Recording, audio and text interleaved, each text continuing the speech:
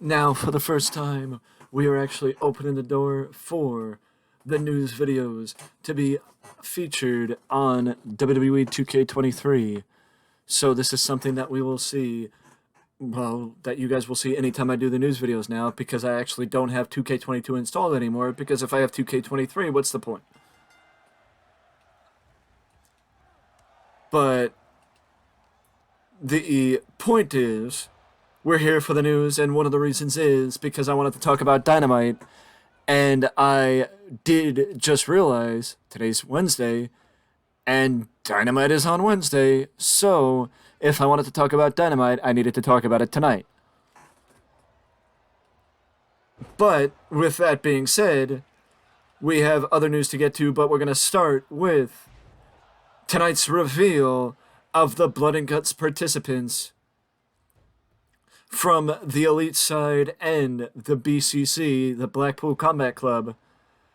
The reason why the Elite need a replacement is because Eddie Kingston has obligations to New Japan that is going to keep him away from AEW for the foreseeable future because of the G1 Climax and Eddie Kingston actually being a part of the G1 Climax tournament.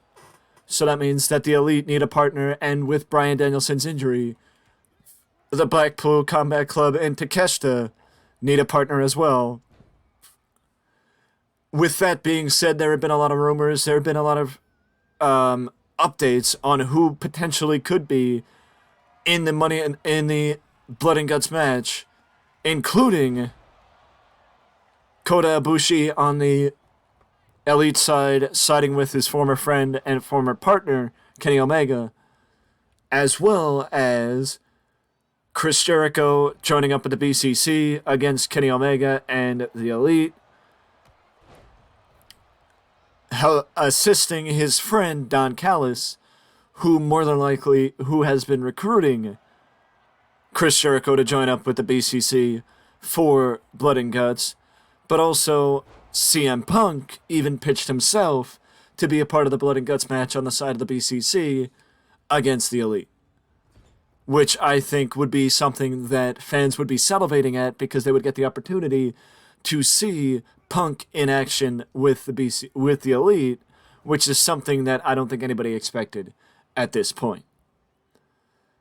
As I mentioned the last time I spoke about this, which I think was in the last news video, but as I spoke about this then, I don't think that whomever is in the opposite spot should or needs to be a major free agent. I don't think they need to be a major free agent. They can be, but they don't have to be. The fact of the matter is, I think if the Elite go with Kota Ibushi, then you would figure that the BCC is going to go with somebody similar. But I also think that people would love to see Kota come in and stay for a short time as opposed to come in and do a one-off. Unless coming in and doing a one-off is going to set the stage for him coming in for a longer period of time. The fact of the matter is, though, at this point at least, we're under the impression that he's not going to do a one-off. It would just be a one-off. In my opinion. But I guess we'll find out what the reveal is going to be tonight. I think it is very possible that Chris Jericho could be on the BCC side and that Kota Ibushi will be on the Elite side.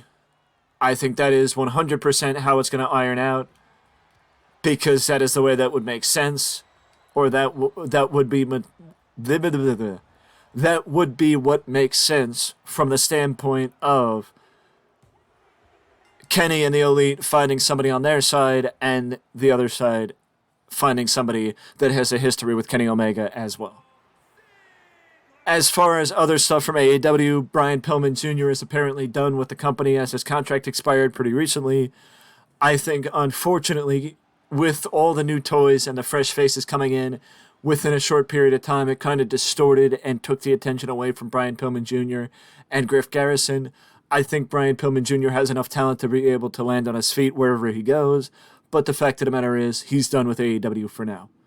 Speaking of AEW, Swerve Strickland and Keith Lee have been feuding for almost a year, and the fact of the matter is, the momentum that was there at the beginning fell off quite quickly when they stopped focusing on the feud.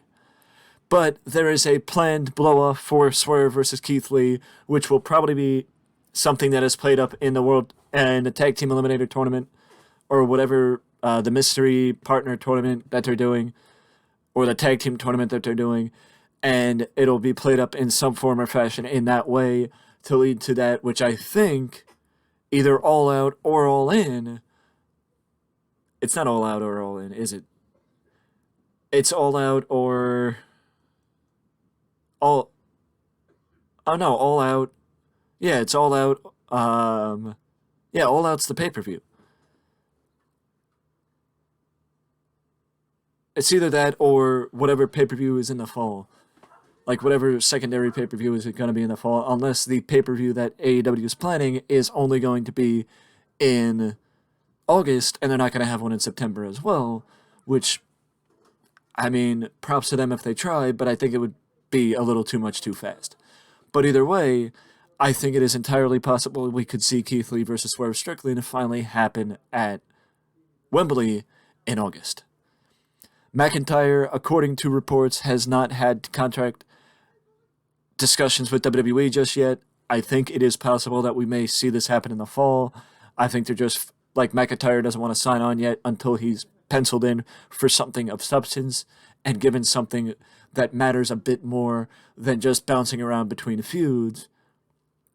But I also think a lot of the frustration was probably him not being healthy. Speaking of frustration, according to Fightful, Bray Wyatt there is no timetable for Bray Wyatt's return, and we don't know when Bray Wyatt will come back. But it's like I said, and it's like I keep saying and will continue to say, Bray Wyatt should not return to WWE until WWE has a plan and sticks to it with Bray Wyatt and just does not over-rely on the spooky stuff to be able to give him something to do, because it's just so one-dimensional that they can't just lean on one aspect of his character and not further develop things to expect plans to go without fruition. And you can't make him an unbeatable, unsinkable ship, because what happens when the holes start getting poked in it before you're ready for them to be poked in it, like they did with The Fiend? Either way, that is it for the news. It was just a mini news video today, and yeah, let me know down in the comment section below who you think is going to be on the respective Blood and Guts teams, when you want to see Bray Wyatt come back, and if you think McIntyre will resume or re-sign with WWE. With all that being said, though, that is it for me, and I will see you in the next one.